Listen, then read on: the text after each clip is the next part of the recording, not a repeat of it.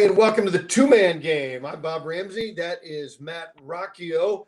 Late at night because we cheated on our love of basketball and watched a little football tonight, but I think that will be allowed. Had a big weekend of basketball on the college side and the pro side. Matt, first of all, how are you today? I'm doing great, Rammer. Doing great. How's Ohio treating you? Well, it's bitter cold, but we're okay. I'm more worried about how we're going to be treated tomorrow night as the Billikens play Dayton. We'll get to that in a minute. But the Billikens had a good win on Saturday against Iona team, and pretty much a consensus around the program for those who had been around for a while, Matt, that it was as tough and physical a man-to-man defense as we've seen, certainly not since Shaka Smart was running that defense at VCU. And that was more of a full court pressure defense. Yeah. This was more of a half court, lock you up, unrelenting. And they could do that. They could completely sell out because Rick Pitino used everybody. The biggest names, it didn't matter. You were going almost like hockey. And I mentioned that on the radio broadcast. You give me 3, 4, 5 minutes, everything you got will get you out, and then we'll get you back in. It was a tremendous defensive display by Iona, even though they lost the game.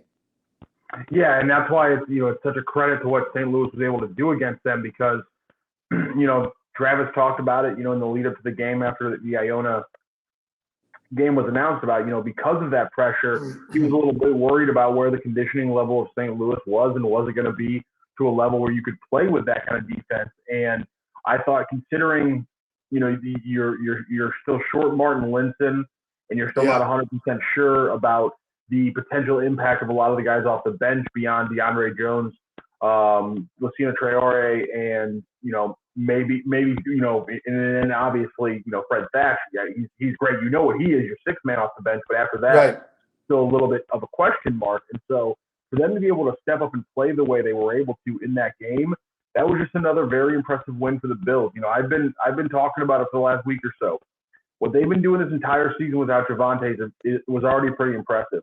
The fact that they've now racked up 2 very close, very impressive wins without Martin Linson on top of that, I don't think it can be overstated how impressive that is for this young Billikens team.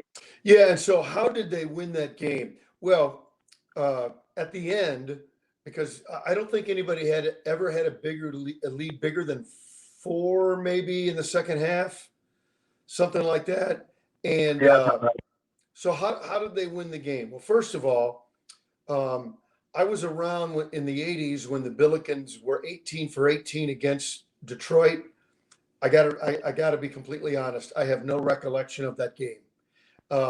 So in my mind, admittedly, there are gaps in the memory that are lost forever, but that 25-26 is the best I've ever seen, not just by the Billikens, by anybody I've ever seen in person that I can recall. Yeah, I honestly didn't think we were going to see anything better than what they did. What was it, 29-32, really early in the season, or something like ridiculous like that. I didn't think we were going to see a more impressive game from the line there. But yeah, that was a big thing right there. I mean, I thought Rick Pitino made a great point in his post-game comments. He pointed out that they had 46 tips, which shouldn't surprise you that Travis Ford, that's a big stat that Travis Ford likes to talk about defensively, that Rick Pitino brought it up. I wonder where he got it from. And Pitino elaborated on how if you get more than 35 tips in a game, you win 95% of the game. And there's got to be some weird outlier that factors into the 5% you lose. Well, free throws is definitely one of them. Rebounding was the other one. And that was an extremely impressive game, not only by Francis Okoro, on his own getting 14, but overall just a slew mindset of crashing the boards, right, 21 offensive rebounds. I mean, that was huge. I mean, and we talk about how that offset, a very good defensive performance for Iona.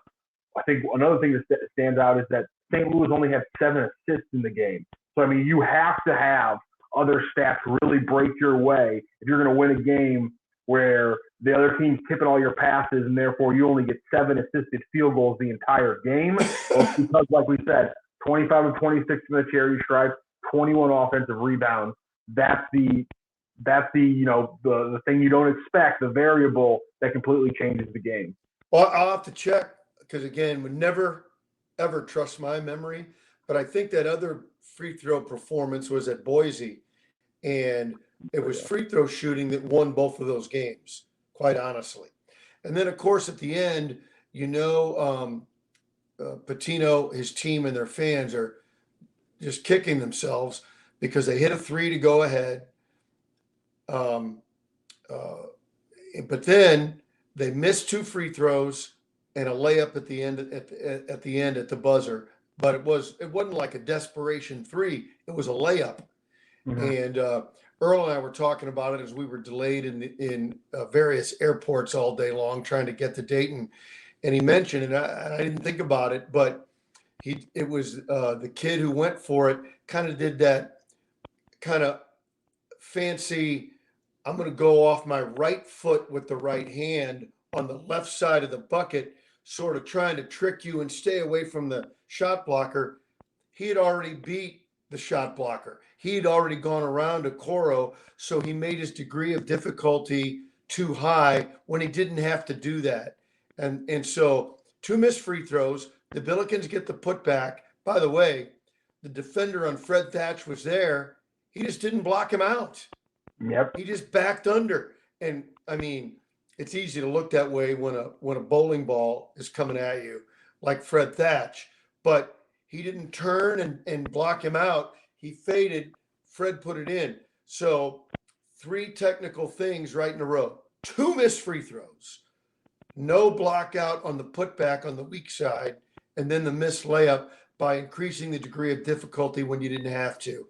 I know Iona's kicking themselves despite the great defensive effort. Yeah, and Pitino, pointed out, I know he goes, it's killing me that there's a guy in there right now kicking himself for missing a layup, but I'm like, no, if you just box out, Fred, you win that basketball game. And it was really interesting. He referred to the missed layup as, that's just something that happens in a basketball game. You can't control the fact that you're going to miss layups every once in a while, but he goes, you can always control whether or not you put in the effort to box out on the glass. And that's a pretty, I think that's a very good point from Pitino.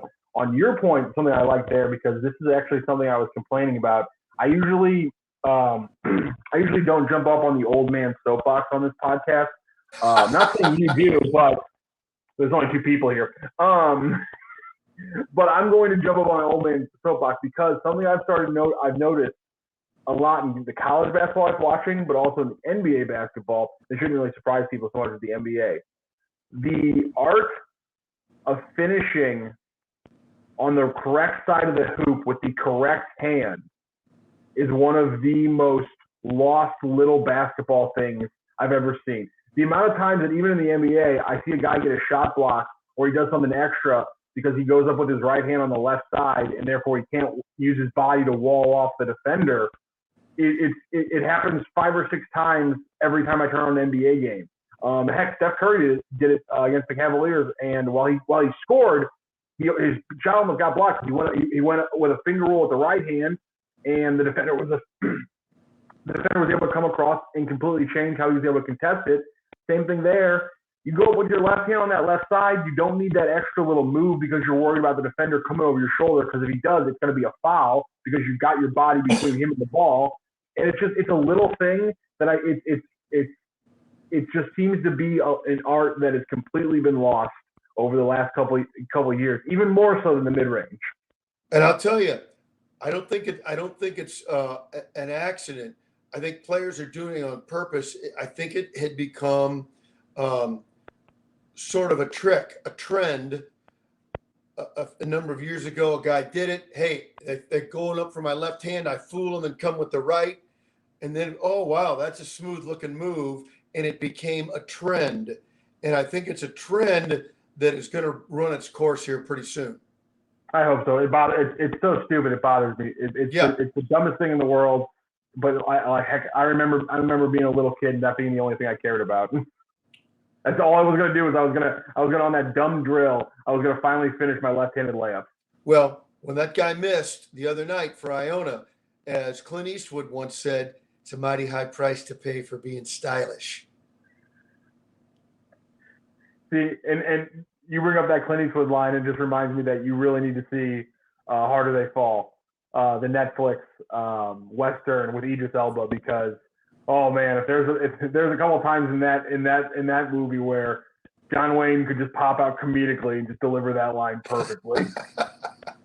But that's another topic for another time. We're talking a very impressive win for St. Louis. The one thing I wanted to point out, because it was another game where Gibson Jimerson was stymied from deep, had hands in his face the entire game, 13 points on 13 shots from the field.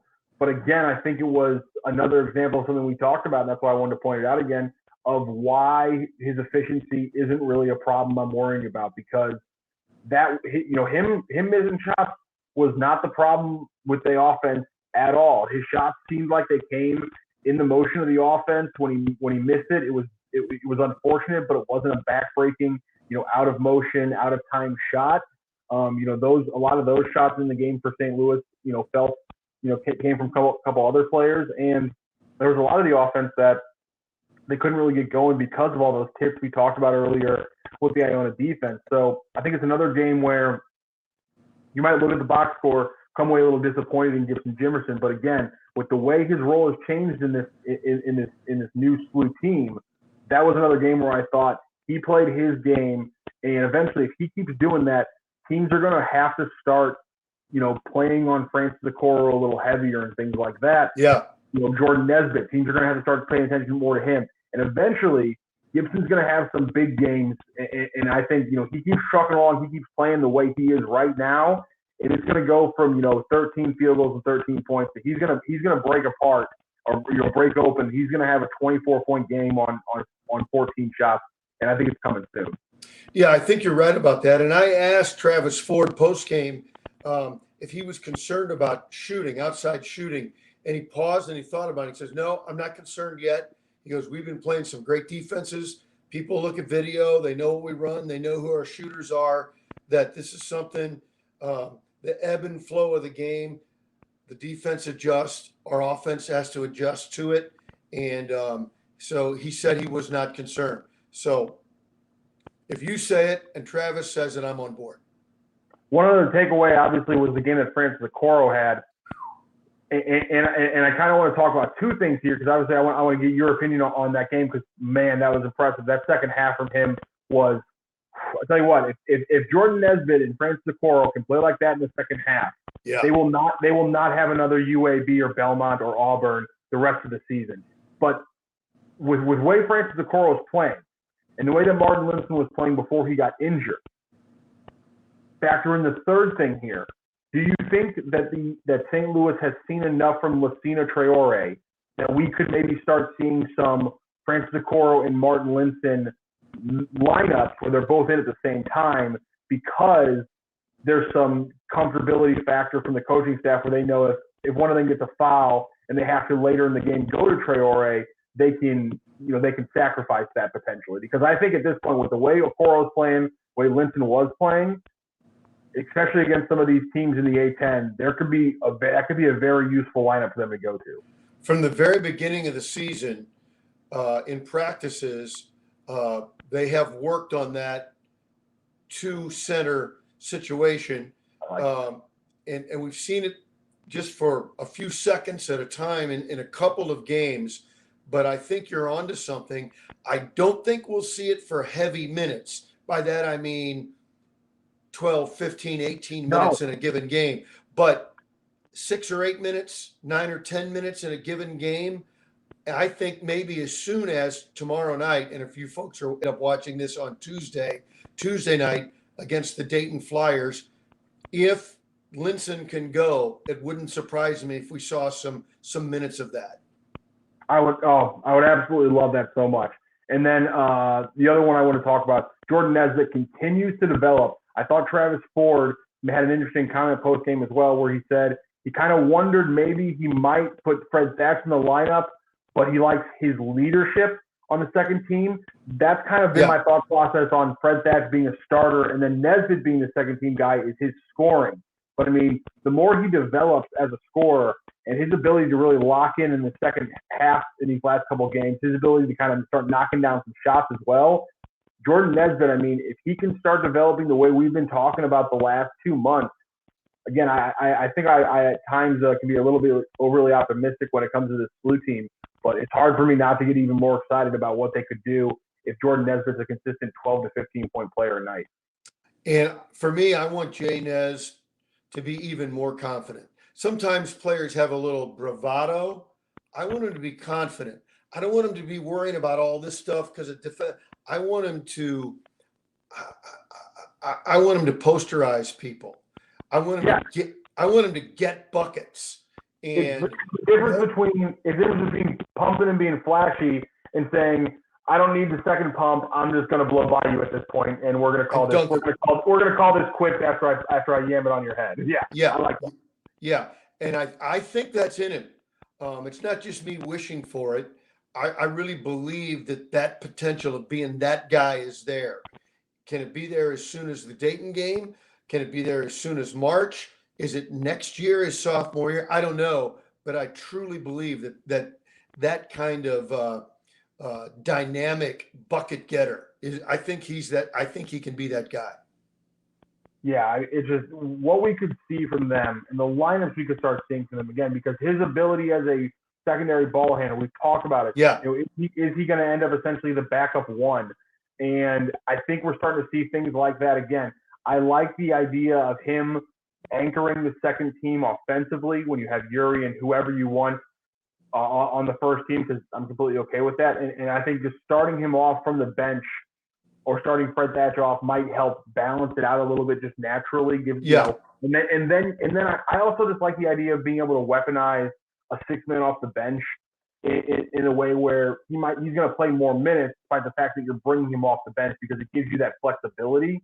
And then I think you can clear, because at this point, unless we're talking about, I'm trying to think of an A10 guy, because not even like a Burton, despite being like 6'8", really, pushes me away. I'm confident you can play Fred Thatch with almost any combination of the lineup, because he can guard 1 through 4 consistently. Yeah. Again, if you got with Burton, 6'8", who can shoot threes and drive on you, I'm pretty comfortable with Fred Thatch guarding him, in a rematch against Richmond. And so, aside from just the, straight up, really talented 5 like Uzinski or Golden or something like that, in a switch, I'm not really scared about anybody else, playing against Fred Thatch. And so it opens up a lot more opportunities and versatility than I think we expected at the start of the season, especially since the Javonte injury, because at that point you thought, where's the depth on this team? It looks like it's going to be just a very static top 8. Who's going to break in? And so getting a guy like Jordan Nesbit and getting a guy like Fred Thatch to step up the way he is, it just gives them a lot more flexibility with the lineup. And then we're just talking about, does Lucina Traore change? It's the development of those players, and Fred Thatch, I think we can just say kind of his reemergence after, a rough year and a half, ever since March of 2020. And talk about a guy whose career got just completely derailed by COVID just because of the inconsistency of playing sports and how the schedule was never set. You had these huge layoffs and things like that. Fred got absolutely wrecked by that in a lot of ways. He struggled. Really did. So his reemergence over the last week as a defender, and then obviously coming out of the gate and being the only one scoring against Iona. Yeah.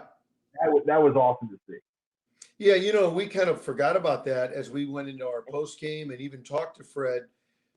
Billikens looked like they were going to get blown out for a minute until Fred came in and stabilized things and scored some buckets.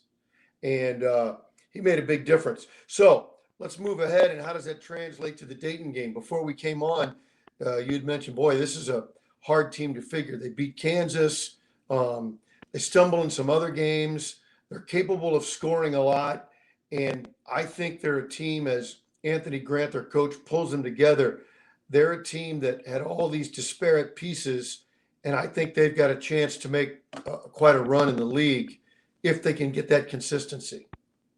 Yeah, I think this will be just the third team they face alongside Memphis and Auburn that is a top 100 team both offensively and defensively, according to KenPom. Better defensively than they are offensively. So, I mean, the tough defensive run is not going to get any easier against this Dayton squad. But I think the interesting part is when it comes to the offense, there's some definite variance in what you can expect from this Dayton team. They can score huge numbers. They can play with you in the high 70s, low 80s. Or as we just saw in their close game against VCU, they can hammer out a low 50s win or low 50s close game, I should say. And so the big thing with them over the last week has really been their effort. And Grant he's been just livid in the last week of press conferences. The big win over George Washington was needed because they had looked ugly and so slow in their last couple of games. It was bad. And so to kind of get them as they're kind of rolling back a little bit, they got a little fire under them after Grant, again, was noticeably just pissed off after a couple of games there. That should be interesting. The big thing I'm wondering, because when I talk about the variance in the scoring, is they do play a little bit deep, but they're also a very young team. You have Kamara, who's a sophomore, and you have Weaver, who is he's a fourth-year junior because of the way COVID works. 2 years at USC and now his second year at Dayton. But everybody else, because of COVID and things like that, they're all technically, it's a bunch of freshmen and second-year freshmen. It's a weird thing because of COVID. I always forget how to freaking codify people like that. Anyhow, it's a young team, but the interesting thing to me is RJ Blakeney, Mustafa Amzil, Kobe Brea, and Kobe Ellis. They all only average about 20 points and 6 points per game, but they've all had 2 or 3 double-digit games in one of the big wins so far.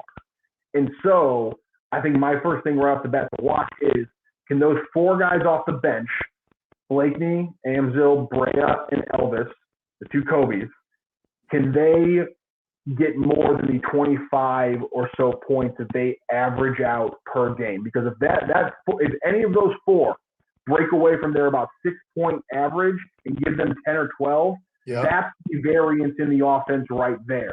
Dron Holmes might have a big game. Kamara has 4 double-digit games in a row. He could really get scoring. Talking about a 6'8" forward that Fred Thatch is probably going to have to body up a lot of the game. But the big thing for me is, do those deeper guys off the bench, do they break their mold and give Dayton just a little bit more in this game? Yeah, well, most fans don't care about looking at the box score sheet that's done, the official scoring stat sheet. Bench points is a big deal. Mm-hmm. And you've talked at length, and I agree. It's fascinating when you talk about rotations and minutes, who plays with whom, almost like hockey. Can your fourth line match up defensively against the first line? And those kind of matchups are really important. So when you go to your bench, if you're getting outscored 25-5, that's not good. Because then you're asking your starters to dominate the other team's starters. You need balance. And if Dayton can get that kind of bench scoring, it puts a lot on the Billikens bench. Early in the year, the bench had really been contributing. Lately, I do think we need to see more coming off the bench. I agree. Oh, and it's funny you said it because of those 4 bench players, and obviously it's funny we call them bench players. All of them, 3 of them. Amzil's the only one. They've all started games at some point or another. I don't think they're going to be in the starting lineup tomorrow.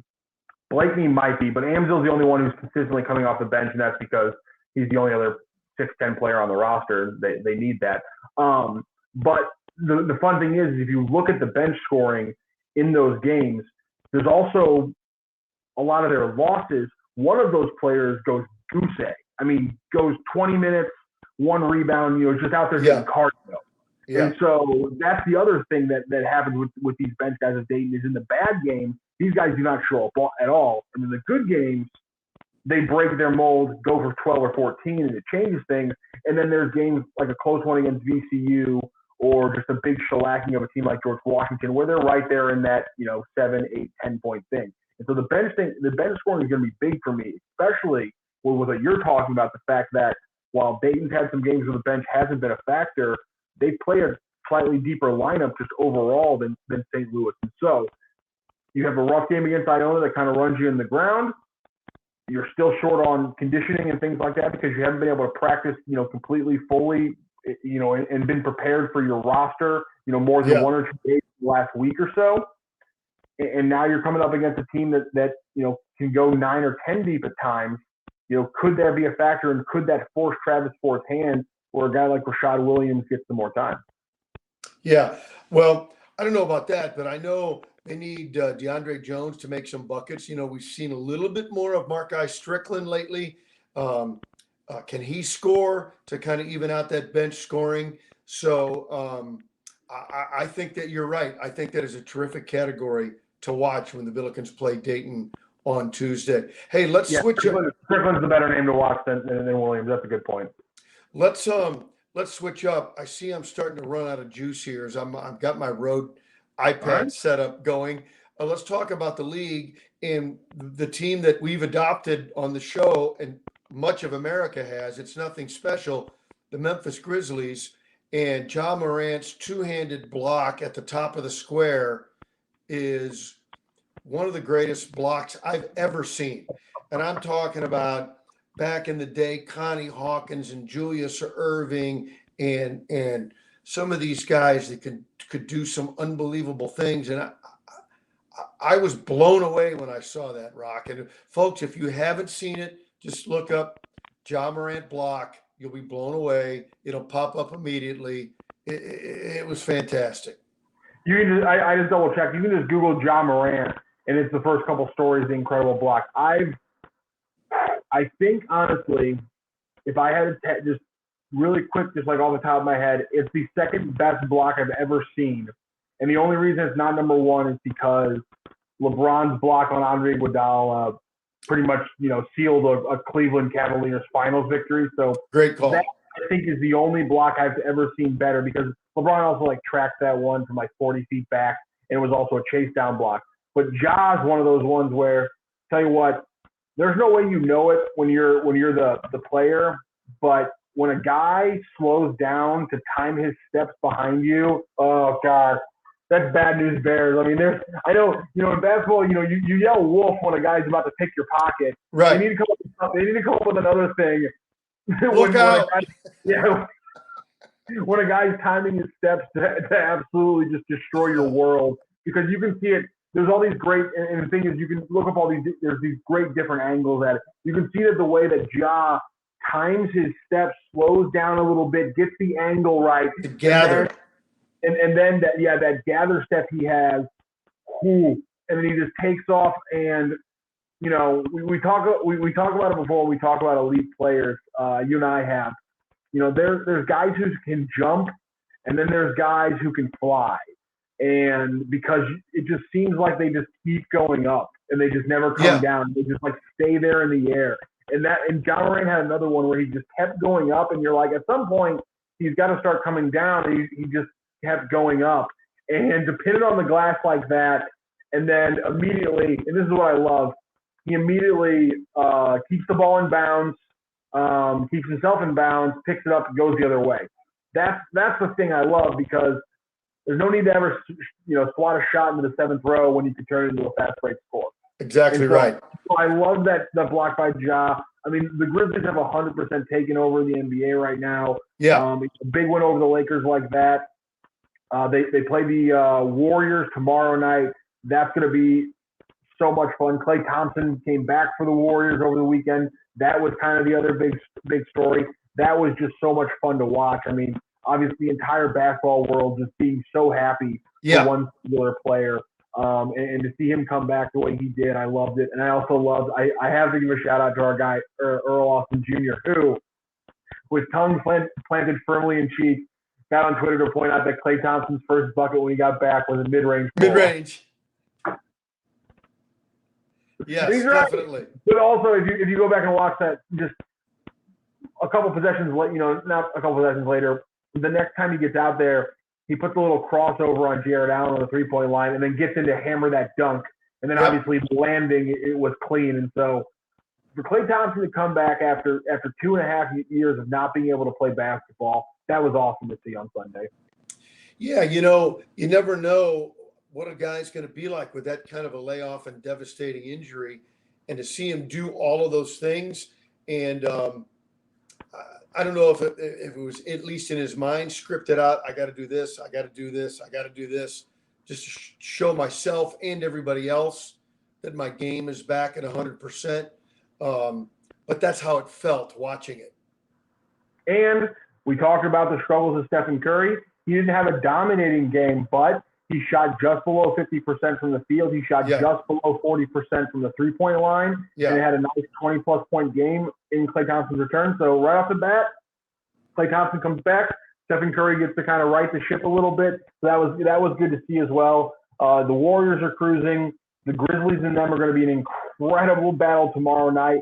Also, you're going to have the Suns and the Raptors. Again, Raptors aren't what they were a few years ago, but with Pascal Siakam coming back, with Jefferson City High School alum OG Anunoby continuing to develop, a Suns in a Raptors game is going to be a blast to watch. You can have that and the Warriors and the Grizzlies kind of flipping back and forth. So there's a really good slate tomorrow. It's a Tuesday you don't expect. And if you like to stay up late, kind of like we're doing tonight, Jokic is playing the Clippers. And so the Clippers are really injured, and so are the Nuggets. And I usually don't like to point out Nuggets games because they're so injured. But Jokic is going to probably end up – I'm going to predict, like, he's going to have, like, 35, 20, and 10, if you had to ask me. He's going to go off in that game. I just know it. Well, so we got all those things to look forward to. And as teams get healthier and, you never want to see players injured because you want to see, what the club has put together as their chance to make a run at things. There have been a lot of injuries added to the COVID. So it's almost been like, can teams survive? And you'd like to think, we've talked about the NBA sort of and sports sort of leading the way in some of the ways people deal with COVID. Maybe that wave that we hope is getting through the country gets through the NBA and all the sports, and these guys can get back to being healthy, and we get to see the real teams fully fleshed out, ready to battle in the second half of the season. Yeah, I hope so. Your lips to God's ears on that one, Rammer, and more than just sports. Overall, the whole deal. God, I hope so, because the NBA season it's tough in the regular season anyhow for the games to be as watchable as you want it to be. I love the NBA, and I'll be the first to admit that. That's why every time we talk about the NBA slate, I like to pick out 2 or 3 games I know are going to be watchable because there's only 15 teams or so that are going to play hard every night because that's the kind of level of team we have. That's just the fact. That's the facts of the matter. And so, I would love it to be even more watchable because everyone out there is healthy, and we're actually seeing the best 12 to 15 players that a roster can actually fit instead of as much as I want to see more Jordan Goodwin, I want to see him as part of the top 12 on the roster, not because COVID rules. Guys are sick. Like yeah. Also, shout out to Brandon Goodwin. I'm not really sure who he is, but he confuses me every time he gets called up. Yeah. Cleveland? I think, yes, Cleveland. On that note, let's wrap it up. And trying to be healthy, this old-timer's got to get some rest because it's game day tomorrow. And the Billikens and Dayton, we'll talk about that later in the week and set you up for the weekend. And the Billiken game will be early, and so that you'll be able to catch the NBA games after. And you can weigh in with us when we get back together for the 2-man game here on Claibs Online. Rocc, have a great rest of the week, and we'll see you probably on Friday. Amen to that. Enjoy an incredible Tuesday in basketball. That's Matt Rocc. I'm Bob Ramsey. It's the 2-man game on Claibs Online.